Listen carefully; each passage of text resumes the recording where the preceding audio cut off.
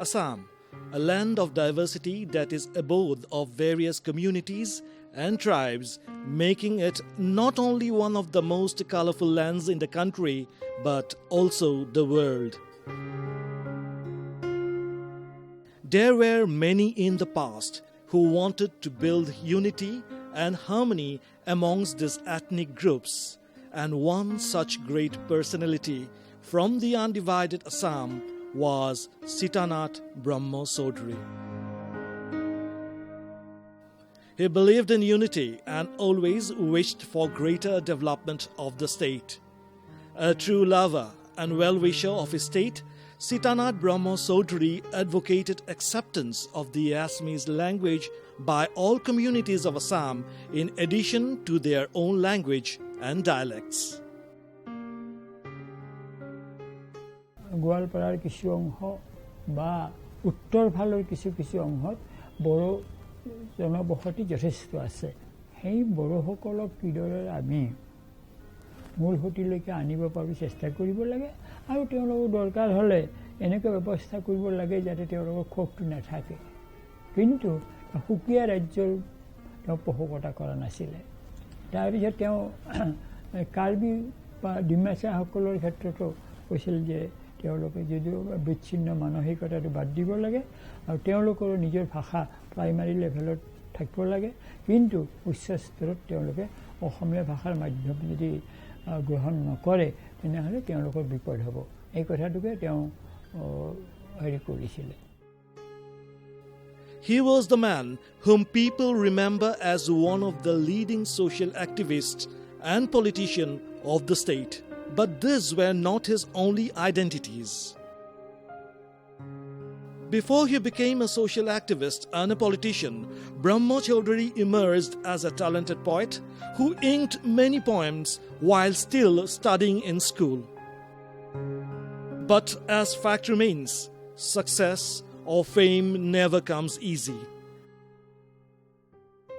People go through various difficult phases in life to achieve it. Some aim for success or fame, while others don't. But the truth is that people who can stand through all the odds in life, one day get their reward.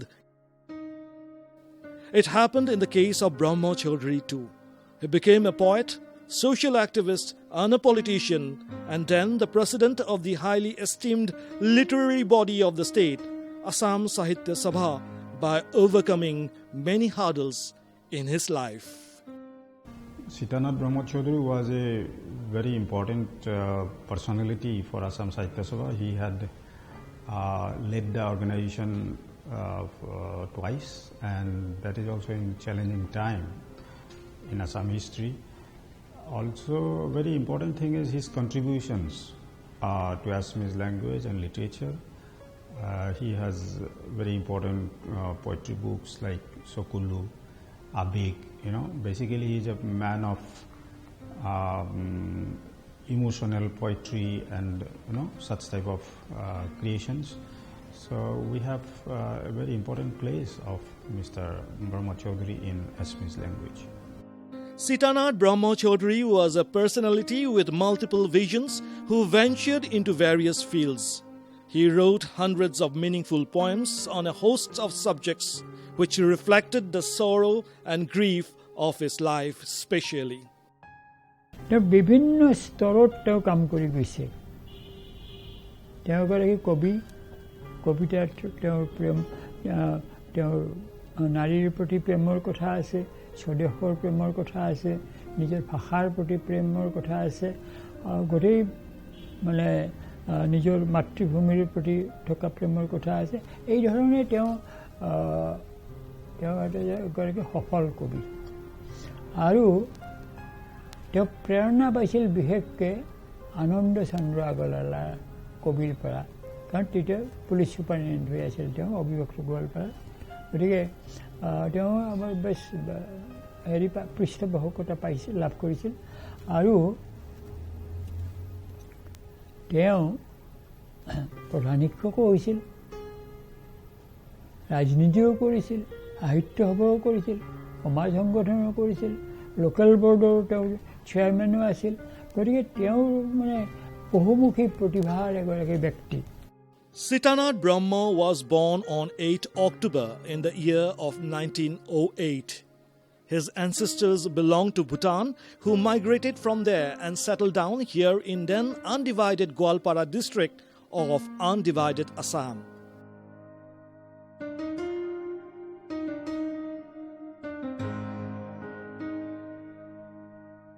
At a very early age, Sitanath lost his mother, which caused him immense pain when he was just a child.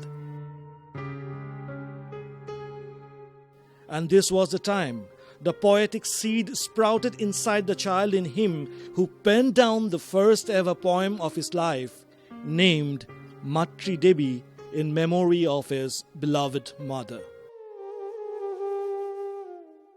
Prane boy hoda aha hok, ulah usah ontohin. Thuli dhamalite boy mor, lorali kalor huktin. Duk hok ভয় বিৰহ নৈৰাশ্যবোৰ অজ্ঞানহে আছিল হিমোৰ. অকস্মাত শুনিলোঁ এদিন সকৰুণ বিদায়ৰ গীত. প্ৰাণত বাজিল বজ্ৰসম, শোকাকুল হ'ল মোৰ চিত. অশ্ৰুপূৰ্ণ নয়নেৰে কৰিলোঁ সন্ধান, মাতৃদেৱী হৈছে অন্তৰ্ধান. শোকে মোৰ ভাঙিলেহি বুকু, আশা সুখ অন্তৰ্নিহিত. পৰিৱৰ্তে উলাহ উচাহ নিৰাহাত হ'ল উপনীত. দেখিলোঁ সংসাৰ হাই বিজন কানন, পূৰ্ণ হিংস্ৰ পশু অগণন. তুমি মোক স্নেহে প্ৰেমে আৰু সততে প্ৰাণ মোক দিছিলা জননী. অকস্মাত কিয় অন্তৰ্হিত, অসময়ে হলা স্নেহৰাণী. পুত্ৰ তব শোকাকুল জ্ঞানহীনতি, তাত তব নপৰিল দৃষ্টি, তাত তব নপৰিল দৃষ্টি, তাত তব নপৰিল দৃষ্টি.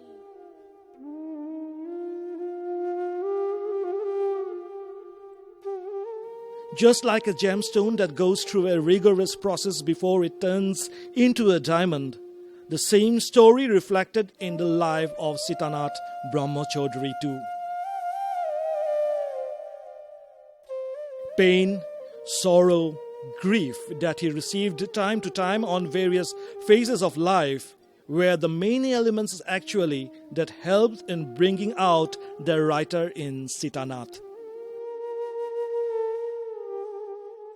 He lost many of his loved ones at their very early ages.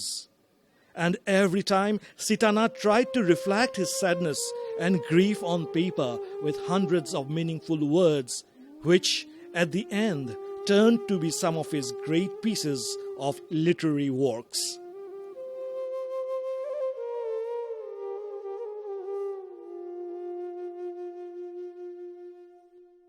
This is the Bhalukmari village in present Kokrajhar district of Assam, where Sitanath Brahma Choudhury was born.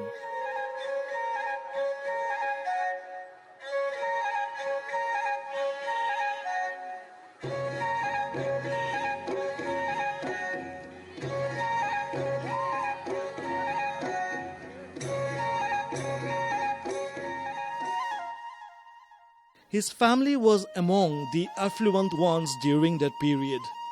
Sitanath started his education from a school that was set up by his father at their own residential campus in Bhalukmari.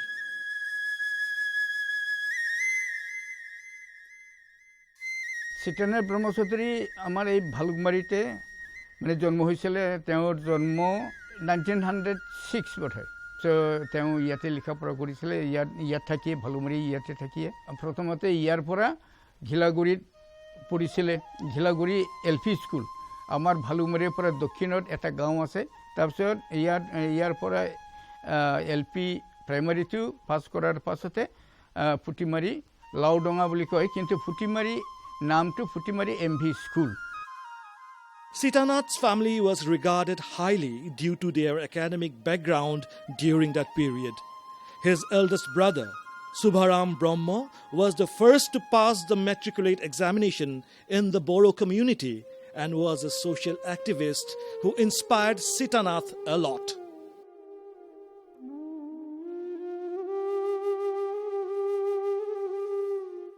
After his mother, Sitanath lost his brother Subharam Brahma, who died an untimely death.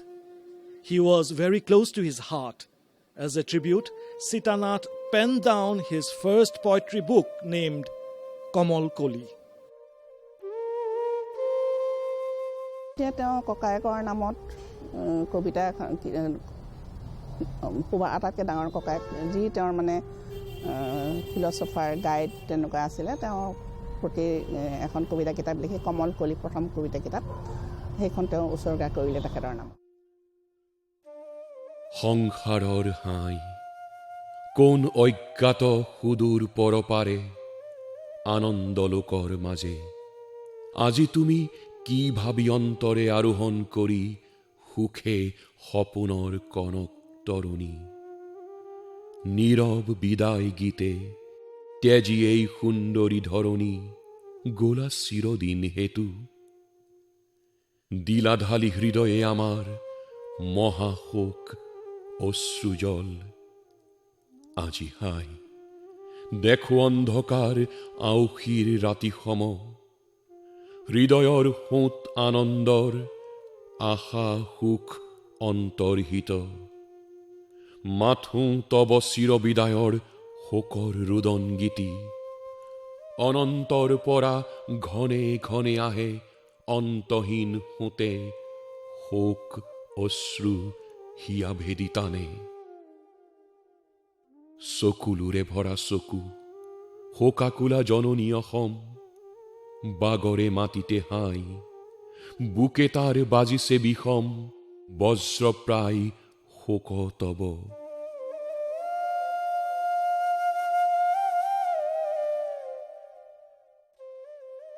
দুৰ্ভাগিনী দেশ বুকে দেশবাসী কৰে হাহাকাৰ কোতা তুমি কৰ্মবীৰ লক্ষ্যপথ দেখুৱা আমাৰ সাধি গলা যি বা কাৰ্য কৰি গলা যি বা তুমি দান নিখিল হিয়াৰ মাজে ৰব হৈ চিৰ Jyotishman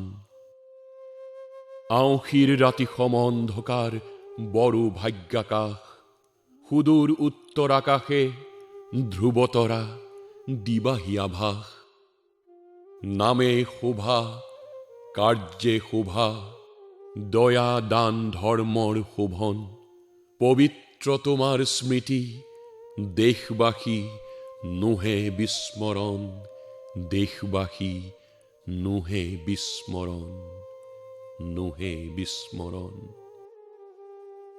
Now Sitanath was fully looked after by his second elder brother, Nirbaran Brahma Choudhury. As it is believed that none can change their own destiny, this was true for Sitanath too. Some more pain and grief was waiting for him. Very soon, he lost his father and brother, Nibaran Brahma. This was how the blue-eyed boy of his family had to carry the grief of losing many of his dear ones at a very early stage.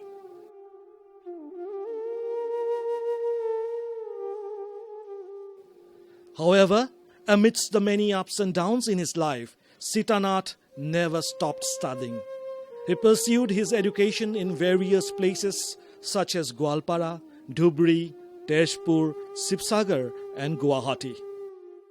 While studying in Dhubri, Sitanath wrote many poems by using the pen name Tilottama Borua, which were published in the Souvenir, published by Students' Body and other magazines. Interestingly enough, he attracted the attention and love letters from many male readers as well.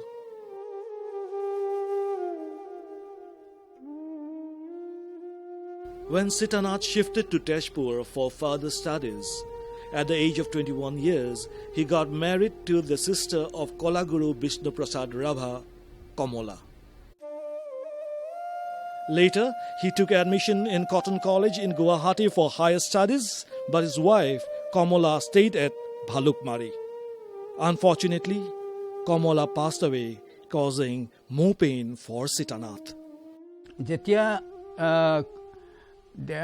খুৰীৰ অৱস্থা ভালৰ বেয়াৰ পৰা বেয়ালৈ যাই আছিল তেতিয়াই দেউতাই মানে ফকিৰাগামত যাই পেলাই চাইকেলে সেই সময়ত মটৰ গাড়ী নাছিলে টেলিগ্ৰাম দিছিল যে মানে তোমাৰ মানে হেৰি ঘৈণীয়েক কমলা ৰাভা মানে হেৰি হৈ আছে অসুখত পৰি আছে তুমি পাৰা যদি সোনকালে আহিবা যেতিয়া মানে প্ৰথম দ্বিতীয় টেলিগ্ৰাম দিয়াৰ পাছতো যেতিয়া নাহিল তেতিয়া উপায় নাই তাৰপিছত মানে চিকিৎসাটো খুব চলি আছিল তথাপিও মানে হেৰি টাইফয়েড বুলি কৈছিলে নিউমনিয়া টাইফয়েড হোৱা বুলি কৈছিলে আৰু তাৰপিছত সেইটো দিয়ে তেখেতৰ শেষ নিশ্বাস ত্যাগ কৰিলে ইয়াতেই তাৰ পাছত দুৰ্ভাগ্যৰ কথা যে মানে একেতে প্ৰথম যেতিয়া দেউতাই দিয়া চিঠি মানে হেৰিটো টেলিগ্ৰামটো মানে তোমাৰ ঘৈণীয়েক মানে বেমাৰত পৰি আছে অসুখত পৰি আছে তুমি পাৰিলে সোনকালে আহিবা সেই টেলিগ্ৰামটো বোলে তেখেতে পালে তেখেতে পোৱাৰ পাছত তেখেতে ভাবিলে অনুমান কৰিলে যে মানে এতিয়া মানে হয়তো সুস্থ হৈছে ভাল হৈছে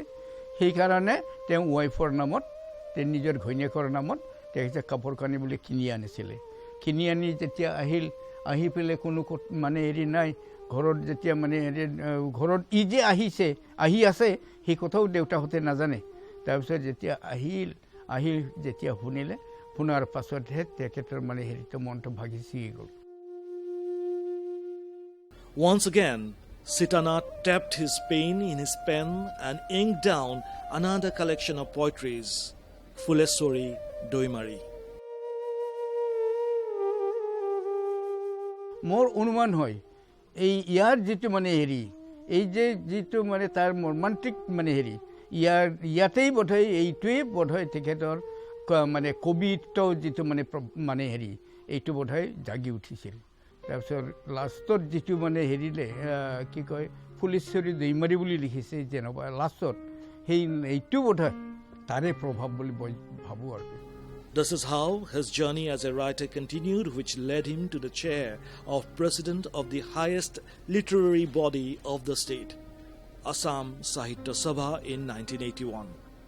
Coincidentally, he came in contact with the Sabha at the age of 18 years when the 9th conference of Assam Sahitya Sabha was held at Gwalpara. With the inspiration and encouragement from the then superintendent of police of the district and a renowned writer, Ananda Chandra Agarwala, Sitanath recited one of his own poems on the inaugural meeting of the conference. Who would know that the same boy would one day ascend to this post? From his period only, the term of president was extended to 2 years from the earlier 1-year period. তেওঁ দুখন সাহিত্য সভাত সভাপতিত্ব কৰিছিল আৰু তেওঁই মানে জোৰদাৰ দাবী জনাইছিল যাতে অসম সাহিত্য সভা এবছৰৰ সলনি 2 বছৰীয়া কাৰ্যকাল কৰা হয় আৰু যদিও তেওঁ তিনিচুকীয়া আৰু ডিফুত দুখন সাহিত্য সভাত সভাপতিত্ব কৰিছিল কিন্তু তেওঁৰ পিছৰ পৰাই অসম সাহিত্য সভাৰ কাৰ্যকাল 2 বছৰীয়া হয় Not only in the field of literature, Sitanath was equally involved in social activities too, like his elder brothers. While studying in Cotton College, he raised his voice against casteism in hostels. তেতিয়া hostel বিলাকত আছিল বুলে দেউতাৰ মুখত শুনা যেটো কথা তেওঁ মানে আগতে অন্য মানে উচ্চ জাতৰ যেটো কয় তেওঁলোকে খাব তাৰ পিছত ৰান্ধনি সান্ধনিও খাব তাৰ পিছতহে জনজাতীয় লৰাখিনিক বুহাই দিব খাবলৈ তো সদায় সেইটো ভেদভাৱ চলি আহিছে চলি থকাৰ কাৰণে লাহে লাহে উমি জুই সবৰ মাজত জ্বলি আছিলে শেষত সেইটো এদিন বৃহত্তৰ ৰূপ ললে নহয় আমি একেলগ হ'বলৈ কিয় আমি এইটো ব্যৱহাৰ কিয় পাই থাকিব লাগে তেওঁলোকে এদিন কৈছিলে বোলে যে আমি তাত আমি ভাগ লম সেইকাৰণে এইখিনি ল'ৰা খাই থকাৰ সময়তে তেওঁলোকে কাঁহী বাতি লৈ পেলাই আমাক বাদ দিয়া বুলি পেলাই দিছে গতিকে বাকীবিলাক ল'ৰাই মানে ভাবিলে যে নহয় আমাৰ এটা জাত গ'ল জনজাতীয় ল'ৰাবোৰ আহি গৈছে গতিকে তেওঁলোকে কাঁহী বাতি এৰি নোখোৱাকৈ এটা হুলস্থুল তাৰপিছত হ'ল তাৰপিছত ছুপাৰিণ্টেণ্ডেণ্টৰ ওচৰলৈ গ'ল অধ্যক্ষৰ ওচৰলৈ গ'ল পিছত শেষত মানি ল'লে যে চবকে সমানে ব্যৱহাৰ কৰিব লাগিব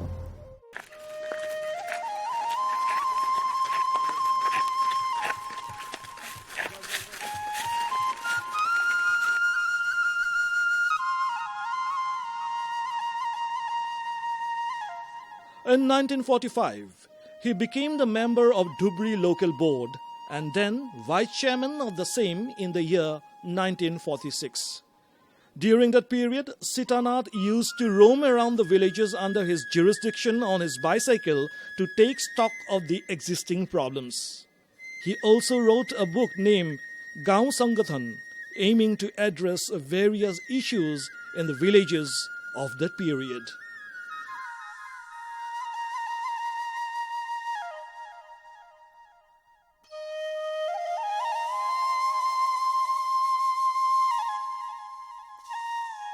When Sitanath permanently shifted to Bongaigaon, he immensely contributed in establishing various institutes in the district.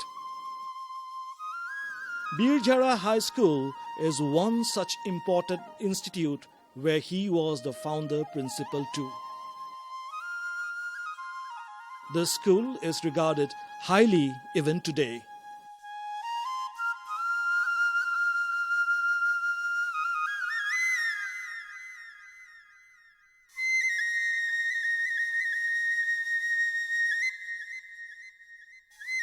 Not only that, Sitanath also played a vital role in establishing one of the premier academic institutes in the district, that is, Bongaigaon College.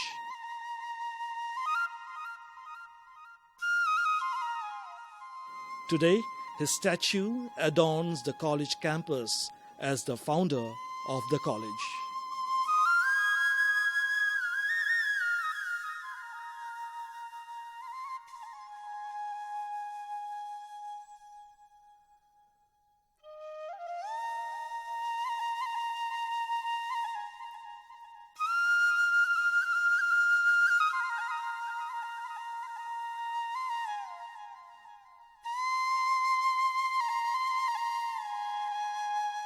দেউতাই সেইখিনি সময়ত Birjhora boys হাই school যিখন আছিলে সেইখন স্থাপন কৰিছিলে মানে এজন ছাত্ৰ লৈ পেলাই কলেজখন আৰম্ভ কৰা স্কুলখন আৰম্ভ কৰা বুলি কৈছিলে হাই স্কুল লেভেলটো তাৰপিছত লাহে লাহে তেওঁ যেহেতু বিএড নাছিলে বিএড পাছ কৰা নাছিলে বেলেগ পিছৰ হেডমাষ্টাৰজন বেলেগ এজন হ'ল তেওঁ ইতিমধ্যে তাৰ পৰা অব্যাহতি ল'লে সেইখন কৰাৰ পিছত যেতিয়া কলেজৰ কাৰণে দেউতাই কলেজখনো স্থাপন কৰিলে বঙাইগাঁও কলেজখনো বহুতৰ লগত অকল যে তেওঁ কৰিছে সেইটো নহয় বহুতৰ লগত সেইখিনি হ'ল তেওঁৰ ছ'চিয়েল কণ্ট্ৰিবিউশ্যন আৰু বঙাইগাঁও হিচাপে ছ'চিয়েলি মানুহৰ লগত তেওঁৰ সদ্ভাৱ আছিলে Sitanath Brahma Choudhury was active in politics too. India held its first ever post-independence general election in 1952. Brahma Choudhury won the election, representing the Garupahar Gwalpara Lok Sabha constituency as a Congress candidate and raised major issues of his state with a strong voice. Sitanath's love for his country saved Gwalpara from inclusion in West Bengal, along with personalities like Sarat Chandra Sinha. He also wanted Kuch Bihar to remain within Assam. In this regard, he made tremendous efforts and put a lot of pressure on the center. It is for these reasons that people called him with various names such as Well-Wisher of Assam, Symbol of Integrity, Protector of Boundary, Lion Man, and many more. Besides that, Sitanath favored a united Assam where all tribes and communities would reside together. সদায় unified বস্তু এটা বিচাৰিছিলে যে অসমখন বৃহত্তৰ অসম হৈয়ে থাকক এইটো তেওঁ খুব বেছিকৈ বিচাৰিছিলে মনে প্ৰাণে বিচাৰিছিলে যিটো তেওঁ দ্বিখণ্ডিত হওক বা ক'ৰবাত ভাগ হওক আৰু নিজৰ ভাষাৰ প্ৰতি নিজে গুৰুত্ব দিবই সেইটো ঠিক কিন্তু সেই বুলি অসমীয়া ভাষাটো বৃহত্তৰ অসমীয়া জাতিৰ বৃহত্তৰ ভাষা হিচাপে যেন বা দেশখন তেনেকৈ হৈ থাকে টুকুৰা যেন নহয় Even though he was highly active in social as well as political field, Sitanath Brahma Choudhury was very much a family man. As a father, he was like a hero and influenced all his 5 daughters and 3 sons. তেওঁ যদি কিবা কয় কাৱাৰ আগত কিবা কয় সেইটো মই বাদেই দিলোঁ যেতিয়া তেওঁ কিবা ক'বলৈ আৰম্ভ কৰে মিটিং এখনত তেতিয়া সেইটো আপোনাৰ একাধাৰ কৈ থাকিব আটাইয়ে হাত চাপৰি দিব হেৰি কৰিব এই ধৰণে চলি আছিলে Sitanath Brahma Choudhury was a kind-hearted person who loved everyone. দেউতাক তো সৰুৰ পৰাই বহুত খঙাল বুলি জানিছিলোঁ কিবা হেৰি ক'লে দেউতাৰ ইমান খং সদায় দেখোঁ বৰ খং সেইকাৰণে বিৰাট ভয় কৰিছিলোঁ আমি দেউতাক কিন্তু আচলতে নহয় খংটো ওপৰত দেখুৱাই পেলাই কৰে যাতে আমি বৰ আখৈ নাপাওঁ সেইটো কাৰণে খংটো দেখুৱাই কিন্তু মৰম পৰিসীম মৰম খুবেই মৰম দেউতা মোৰ জীৱনকালত মোৰ বুলি নহয় আমাৰ আটাইকেইটা ভাই ভনীয়ে বোধহয় কেতিয়াও দেউতাৰ পৰা চৰ এটা কোব এটা খাই নাপালে মানে দেউতাই হাত ডঙাটো বিৰাট ডাঙৰ কথা আৰু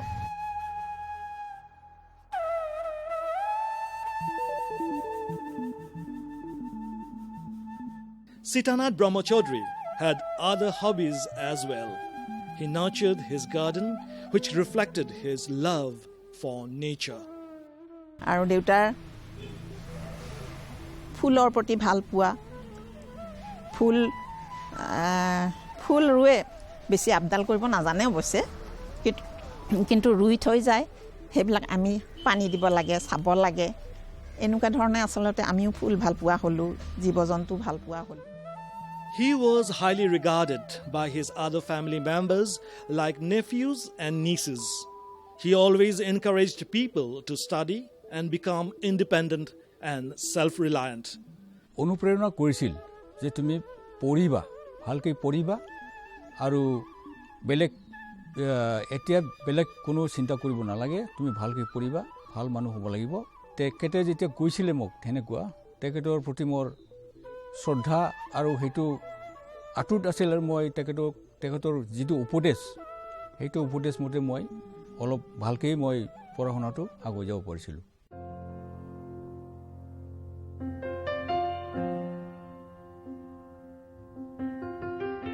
Sitanath Brahma Choudhury was a man of high moral values. His every sentence used to have deep meaning which resonates in the lives of those who met him, including his family members. তেওঁ প্ৰত্যেকটো বাক্য নীতি শিক্ষা প্ৰত্যেকটো বাক্য তেওঁ সদায় সত্যত প্ৰতিষ্ঠিত তেওঁ এইটো কথা কৈছিল তেওঁ ল'ৰা-ছোৱালীবিলাকক আমাক সবকে মই যি কম ভুল হওক শুদ্ধ হওক সেইটো প্ৰত্যেকেই পালন কৰিব লাগিব সেইটো হ'ব লাগিব সেইটো তেওঁ খুব মৰমীয়া আৰু খুব খঙাল অতি মৰমীয়া আৰু কেতিয়াবা তেওঁ অতি খঙাল হয় বেয়া কামত কোনোবাই নিয়ম ভংগ কৰিলে কোনোবাই অন্যায় কৰিলে তেওঁ তেতিয়া অতি খঙাল হয় This legendary personality, who is remembered for his immense contribution in various fields such as literature, social, political and nature conservation, breathed his last on the 23rd of November 1982. Assam Sahitya Sabha celebrated his birth centenary in the year 2008.